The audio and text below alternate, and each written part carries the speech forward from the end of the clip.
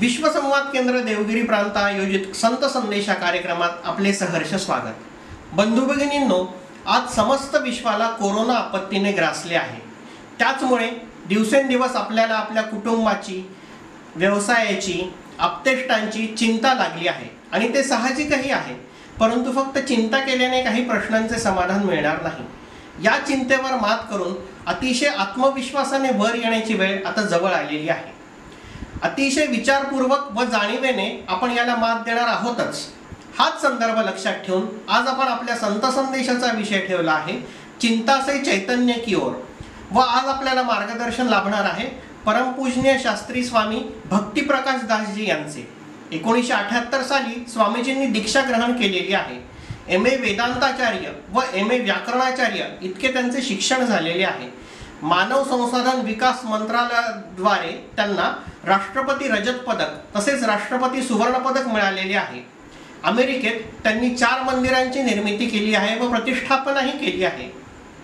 तसेच श्री स्वामीनारायण गुरुकुल संस्थेचीही त्यांनी स्थापना केलेली आहे। अधिक वेळ न घेता मी स्वामीजींना विनंती करतो की त्यांनी आम्हाला मार्गदर्शन करावे।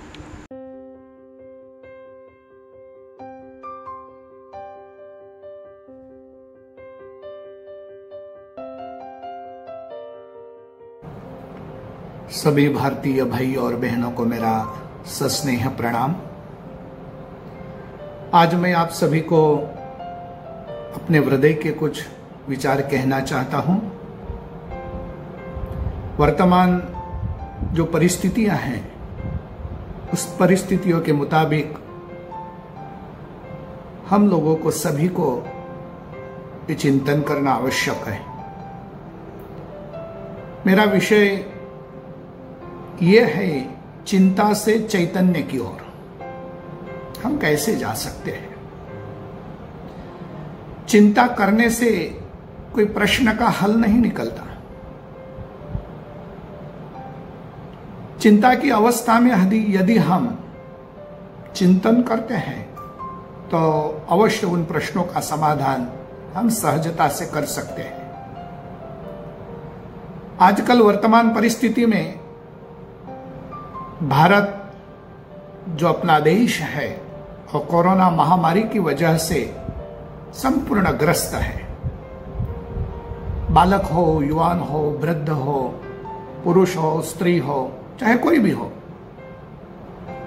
सभी के मन में बस यही चिंता है कि क्या होगा, क्या होगा।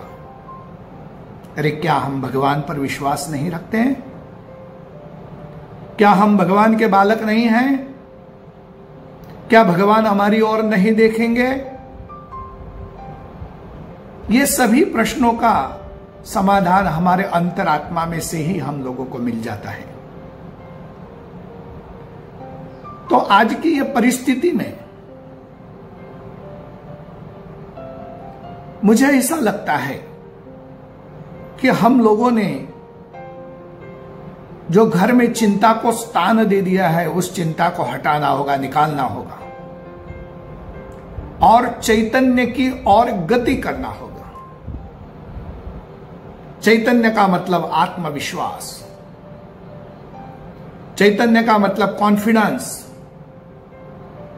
चैतन्य का मतलब निर्भय होना। इसका मतलब ये नहीं है कि हम सोशल डिस्टेंसिंग का पालन न करें, मास्क न पहने, ये नहीं है। इसका मतलब ये है कि हमारे हृदय में जो चिंता ने घर कर लिया है उस चिंता को हमें हटाना है। अरे चिता तो एक बार आदमी को जला देती है, लेकिन चिंता क्षणों क्षण ही जलाती है। इसीलिए तो किसी कवि ने कहा है, चिंता ऐसी डाकिनी कलेजा काट के खा जाए, वैद्य बिचारा क्या करे कहां तक दवा खिलाए। चिंता ये डाकिनी जैसी है, कलेजा काट के खा जाए, हृदय को काट कर वो खा जाती है। तो उस चिंता को हटाना है। चिंता यदि हट जाती है तो वैद्य की दवा की भी फिर ज्यादा आवश्यकता नहीं होती। आजकल वर्तमान परिस्थिति में हम लोगों को ये चिंता हटाना आवश्यक है, मन से भय निकालना है। हां, जो वृद्ध है, जो डायबिटीज हो, ब्लड प्रेशर हो या और कोई शारीरिक व्याधि जिनको है, उन लोगों को तो ज्यादा सावध रहना आवश्यक है।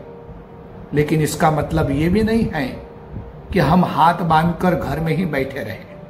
अब वो दिन चले गए और चिंता को हटाने के लिए सबसे बड़ा औषध यदि कोई है तो समय है। यदि हम और भी कुछ थोड़ा सा समय व्यतीत कर दें तो हम कोरोना को यूं भगा सकते हैं। लेकिन हमारे में उतना धैर्य होना चाहिए, उतना आत्मविश्वास होना चाहिए, उतना भय हम लोगों को मन से हटाना चाहिए कि हमारे सिर पर परब्रह्म परमात्मा का आशीर्वाद है, ये विश्वास हम लोगों को होना चाहिए। इतिहास तो देखिए आप, हिंदुस्तान में 500 साल से कितनी आपत्ति आई। मोगल आए, अंग्रेज आए, उसके पहले फिरंगी आए, ये सभी लोगों ने भारत की प्रजा को इतना कष्ट दिया, इतना अत्याचार किया कि जब हम इतिहास देखते हैं तो हमारा लहू ये गर्म हो जाता है। लेकिन फिर भी आज 2020 में भी भारत अडिखम स्थिर ये खड़ा है, विश्व गुरु बनने के लिए ये समर्थ है। आज भी हमारे पास जो विचार शक्ति है वो विश्व को ये संदेश देती है कि जिस संदेश की वजह से सारे संसार की आपत्तियां ये दूर हो सकती है। और वो हमारा भारत देश का, हमारी संस्कृति का, हमारे हिंदू धर्म का, हमारे हिंदुस्तान का सूत्र है वसुधैव कुटुंबकम। ये सूत्र के मुताबिक संसार में हर एक उपाधि आपत्तियों को हम दूर कर सकते हैं, तो क्या हमारे घर में, हमारे देश में हम दूर नहीं कर सकते? हमें तो ये ख्याल रखना चाहिए कि हम तो राम के वंशज है, कृष्ण के वंशज है, जिन वंशजों के लहू में ये संस्कार पड़े हुए थे। इसलिए हम आज भी इस आपत्तियों को भगाना यदि चाहते हैं तो समय का हम सदुपयोग करें। हाथ बांधकर बैठने की आवश्यकता नहीं है। हम घर में भी कुछ मेहनत कर सकते हैं, काम कर सकते हैं। हम घर से भी व्यापार कर सकते हैं। आजकल तो इंटरनेट के माध्यम से बहुत से व्यापार ऑनलाइन भी चलते हैं ना। तो सबसे पहले हम लोगों को यह ख्याल रखना चाहिए कि हम घर में बैठे बैठे चिंता को दूर करें और चैतन्य का आविर्भाव करें। जब तक चैतन्य का आविर्भाव नहीं होगा तब तक जिंदा मनुष्य भी मृतप्राय ही कहलाएगा। भगवान श्री कृष्ण के अधरोष्ट पर भगवान वेणु को धारण करते थे। गोपियों को एक बार सवाल ये आया कि हम तो कृष्ण को बहुत प्यार करती है, लेकिन कृष्ण हमें अधरोष्ट का कभी स्थान नहीं देते, और ये जो वेणु है, ये जो मुरली है, इसको इतना प्यार करते हैं। तो गोपियों ने भगवान श्री कृष्ण से सवाल किया कि आप इस वेणु को इतना प्यार क्यों करते हैं? भगवान श्री कृष्ण ने गोपियों को संदेश दिया, आप ये सवाल मुझे मत पूछिए, आप ये सवाल वेणु को पूछिए। वेणु को सवाल पूछा गया, वेणु ने जवाब दिया, और वेणु के जवाब से आज हम लोगों को यही समझना चाहिए कि जड़ वेणु भी चैतन्य का आविर्भाव करते हुए गोपियों के सवाल का यदि जवाब दे सकती है तो हम तो चेतन हैं, हम बुद्धिशाली हैं, हम सद्विचार करने वाले लोग हैं, हम इस देश की मिट्टी में जन्मे हुए लोग हैं। तो हमारे पास तो चैतन्य तो यूं सहज आना चाहिए। विश्वास की निर्मिति हमारे हृदय से होनी चाहिए, और लोगों को हम लोगों ने ये प्रेरणा देनी चाहिए कि अब चिंता मत कीजिए, कोरोना से तो हम बाहर निकल जाएंगे और हमें सुखी और भी होना है। तो बाहर से आई हुई आपत्तियों को 500 साल से यदि हम हटा सके, स्वतंत्रता हम प्राप्त कर पाए, महात्मा गांधी जी, नेताजी सुभाष चंद्र बोस, सरदार वल्लभ भाई पटेल जैसे नेताओं ने कितना कष्ट सहन किया था, क्या उनके मुताबिक हम उतना कष्ट सहन कर रहे हैं? नहीं। दूसरी बात, नैसर्गिक कई आपत्तियां भारत में आई, जैसे कि भूकंप हो, अतिवृष्टि हो, अनावृष्टि हो, इन सभी का हमने सामना किया ना। आज तक हम वैसे ही स्थिर खड़े हैं। क्यों? आत्मविश्वास था, अपना परिश्रम था, मदद करने की वृत्ति थी, इसकी वजह से ही आज हम स्थिर हैं। तो नैसर्गिक आपत्तियों को यदि हम हटा सकते हैं, तो क्या ये कोरोना जैसी महामारी को हम नहीं हटा पाएंगे? अवश्य हटा पाएंगे, लेकिन उस दिशा की ओर हमें चलना होगा, उस चैतन्य को हमें प्राप्त करना होगा। सबसे महत्व की बात हमारे सभी के जीवन में यह है कि कश्मीर से कन्याकुमारी तक, कलकत्ता से द्वारका तक, ये अखंड भारत में जब तक हिंदू धर्म के असंख्य संप्रदाय और उनके आश्रित अपने भगवान के प्रति श्रद्धा और विश्वास रखते हैं, तब तक इस देश में कोई कमी आने वाली नहीं है। इस देश का तंत्र ये कोई मानव नहीं चलाता, इस देश का तंत्र तो स्वयं परब्रह्म परमात्मा चलाता है, और वही परमात्मा वैसे योग्य देश के कार्यकर्ताओं को शक्ति प्रदान करता है। आज इस चिंता से हटने के लिए दूसरा उपाय मुझे तो ये दिखाई दे रहा है कि समः सर्वेषु भूतेषु, ये जो हमारे वेदों ने हमें सूत्र दिया है, उसका भी हमें पालन करना होगा।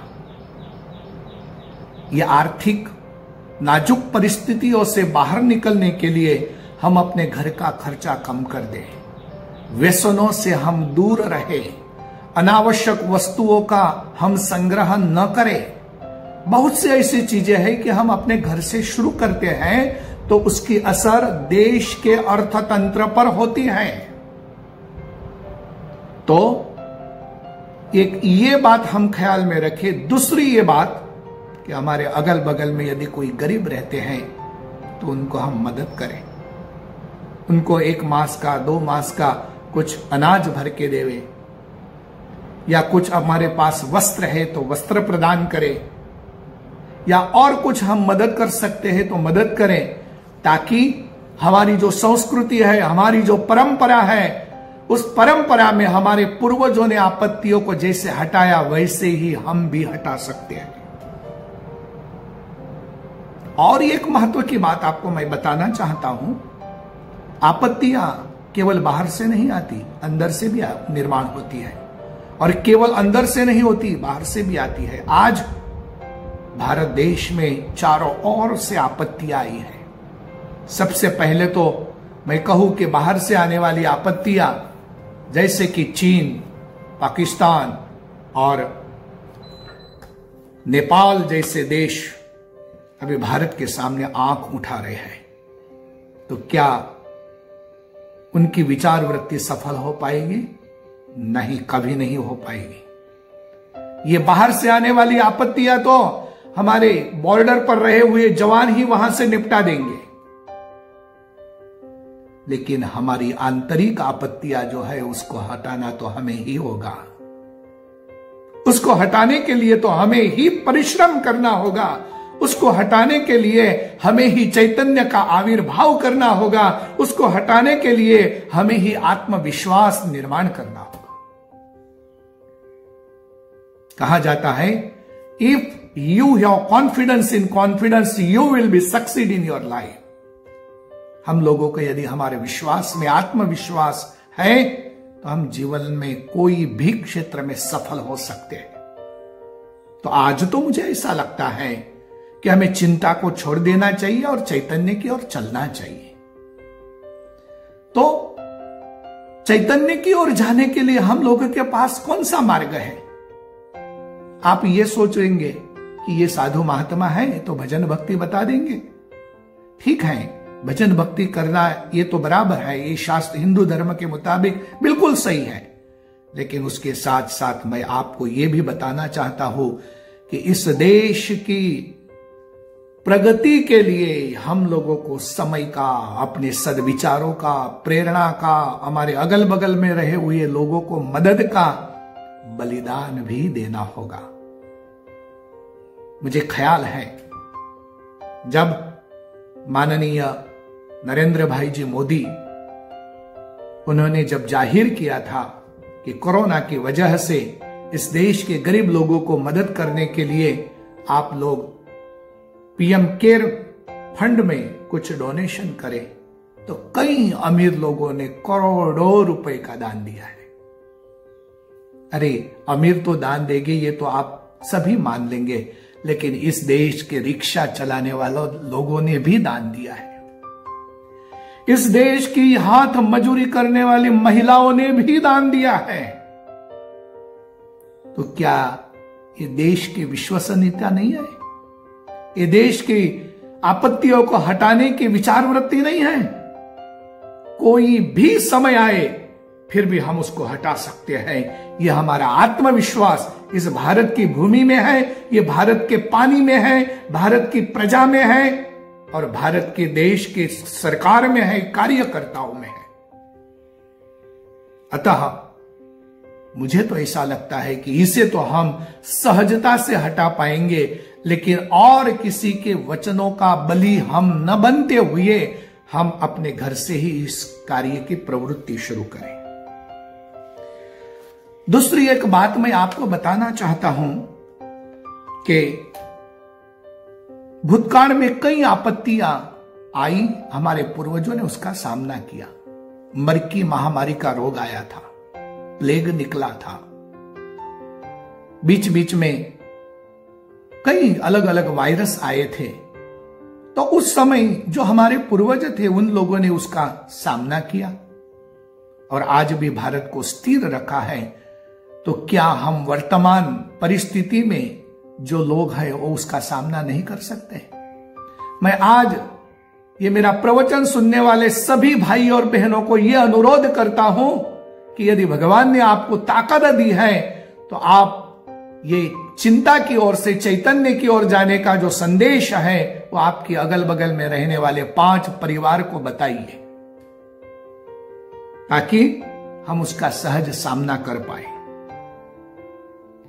भारत स्वतंत्र होने से पहले और भारत की स्वतंत्रता के बाद ये 100 साल में हमने कई ऊपर नीचे सुख दुख के दिन देखे हैं, लेकिन न हिचकिचाते हुए न डगमगाते हुए इस देश की प्रजा ने, हम सभी लोगों ने इस देश को आज तक दुनिया में एक विश्व गुरु बनने का जो संदेश दिया है, उसके लिए हम तो आभार तो परब्रह्म परमात्मा का ही मान सकते हैं ना। तो इस आपत्तियों को हटाने के लिए समय रूपी जो औषधि है उसका भी आप बलिदान करें। तीसरी महत्व की बात यह है कि कोरोना काल में हम लोग अधिकांश घर में ही बैठे रहे, खाना खाया, भोजन किया, सोए, आराम किया। उसके अलावा किया क्या? क्या कुछ क्षण एकांत में बैठकर प्रभु का ध्यान किया होता, प्रभु को प्रार्थना की होती कि हे भगवान इन आपत्तियों से हमारे देशवासियों को बाहर निकालो, तो क्या हमें चैतन्य की प्राप्ति ना होती? आध्यात्मिक लोग, साधु संत लोग आज भी निश्चिंत है, निर्भय है। उसके पीछे यदि कोई कारण हो तो हर हमेशा के लिए साधु संत लोग भगवान को यही प्रार्थना करते हैं कि हमारे देशवासियों को इस आपत्तियों से बाहर निकालो। अन्य के लिए जब हम प्रार्थना करते हैं तभी वही प्रार्थना हमारे लिए भी सुखदायी बनती है। तो कोरोना में अविरत हम लोगों ने यही कार्य किया, खाना पीना मजा की, सब कुछ किया। कई कई लोगों का तो वजन भी ज्यादा बढ़ गया होगा। तो अब हम लोगों को इससे बाहर निकलना है, मतलब मन से ये भय को बाहर निकालना है और ये सोचना है कि मुझे तो मेहनत करके इस कोरोना को हटाना है। बिना परिश्रम संसार में कोई सफल होता ही नहीं। बिना आत्मविश्वास हम कहीं भी सफल नहीं होते। तो परिश्रम और आत्मविश्वास ये दोनों को नजर के सामने रखते हुए परिस्थिति का सामना करना सीखो, ताकि कोरोना तो जाएगा ही और सुख के दिन, अच्छे दिन भी आएंगे। और इसके लिए हम लोगों को यदि कुछ जप तप करना होगा तो वो भी कीजिए ना। आपके जो भी इष्ट देव हो उसको प्रार्थना करो, नामस्मरण करो, जप करो, तो ये आपत्तियों से हम दूर निकल सकते हैं। तीसरी महत्व की बात मैं आपको यह बताना चाहता हूं कि आजकल मीडिया के माध्यम से सारे संसार में जो कुछ बनता है उसको एक क्षण में हमें को मालूम पड़ जाता है। तो सारे विश्व के देश जो हैं वो कोरोना महामारी की वजह से सभी देशों का जीडीपी कम हो गया है। आप सोचते होंगे हमारे भी देश का कम हो गया। हां, हो गया, कम हो गया, मैं भी स्वीकार करता हूं। लेकिन जीडीपी कम हो गया तो क्या उसका बार बार नेगेटिव बात करते हुए हम उसको हटा सकते हैं? जीडीपी बढ़ा सकते हैं? अरे जीडीपी कम हुआ तो उसको बढ़ाने के लिए हमें व्यक्तिगत बलिदान देना होगा, समय देना होगा।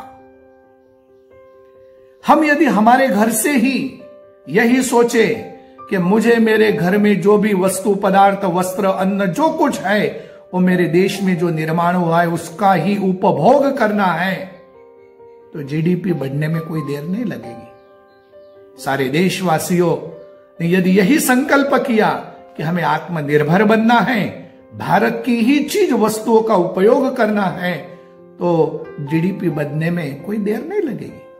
2 मास, 4 मास में, 1 क्वार्टर में तो आगे बढ़ जाएगा। लेकिन हमारी वृत्तियां जब तक हम बदल नहीं पाते और फक्त जीडीपी कम हो गया, जीडीपी कम हो गया, यूं कहने से क्या होगा भला? क्या संसार में भारत को कलंकित करना है? दुनिया के और भी देशों के जीडीपी कम हुआ है। हमें यह सोचना चाहिए कि जीडीपी बढ़ाने के लिए हम क्या कर सकते हैं। कई अर्थशास्त्रियों ने कई मार्ग बताए हैं, लेकिन हमें क्रियान्वित करना होगा।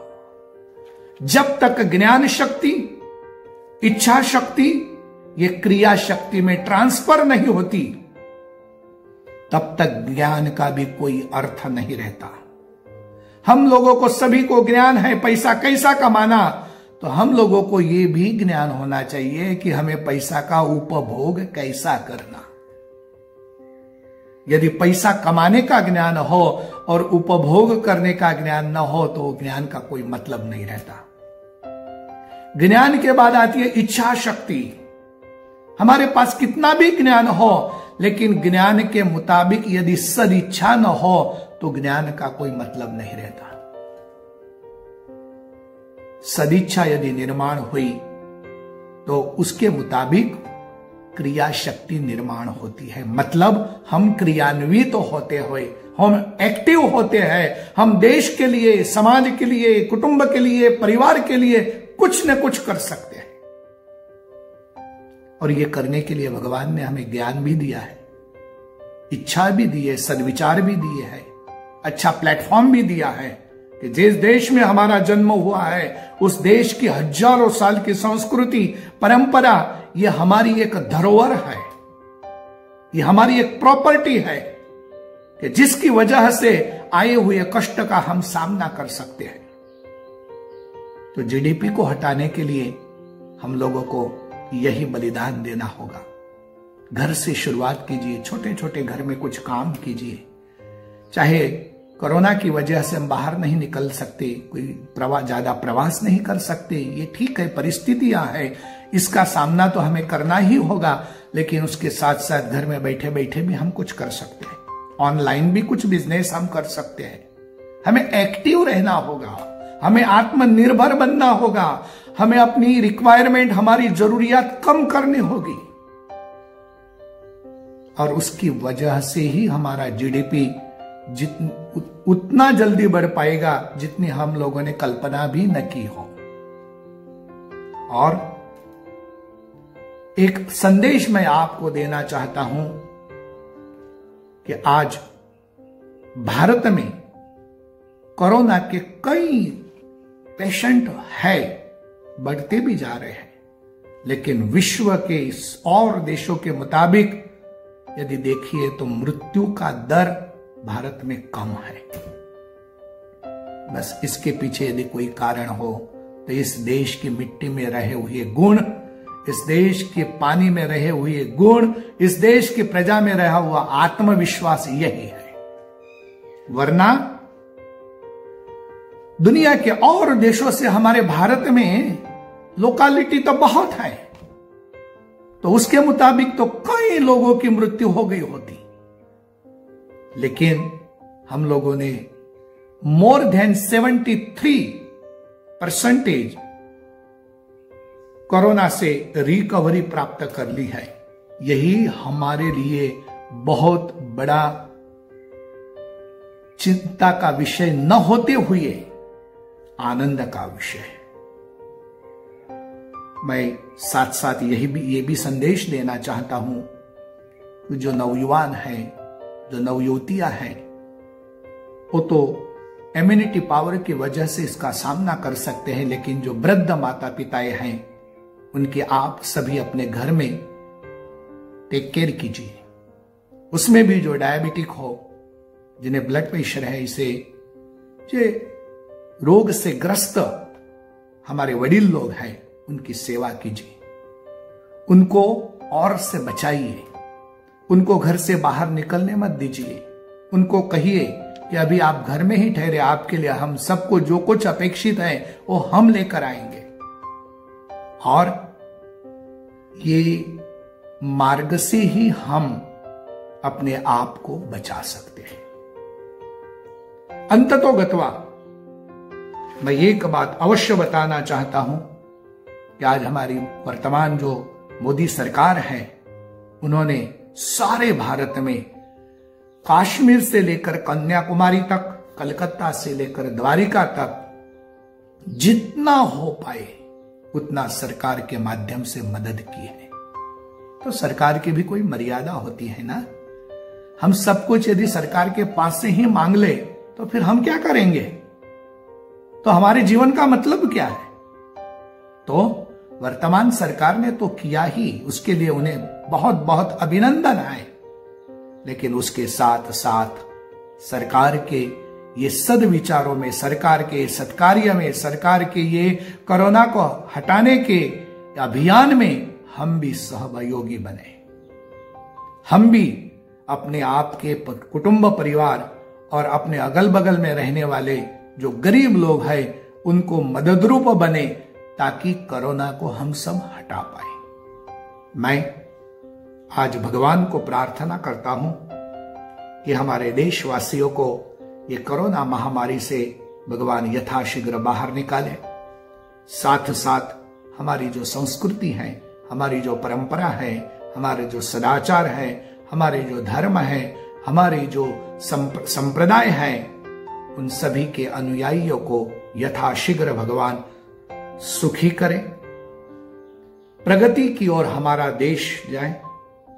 सारे विश्व का गुरु बनने का जो संदेश देने की ताकत हमारे देश में, हमारी संस्कृति में है, वो दिन यथाशीघ्र आए और सभी भारतवासी भाई बहनें, आबाल वृद्ध सुखी रहे और चिंता को छोड़कर चैतन्य की ओर गति करते हुए अपने जीवन को चार चांद लगाए। बस इतनी ताकत हमारे देशवासियों को परब्रह्म परमात्मा प्रदान करे। इतना कहकर भगवान के चरणों में प्रार्थना करता हूं। सर्वे भवन्तु सुखिनः, सर्वे सन्तु निरामया, सर्वे भद्राणि पश्यन्तु, मा कश्चित् दुःखभाग् भवेत्, मा कश्चित् दुःखभाग् भवेत्। भारत माता की जय। वंदे मातरम।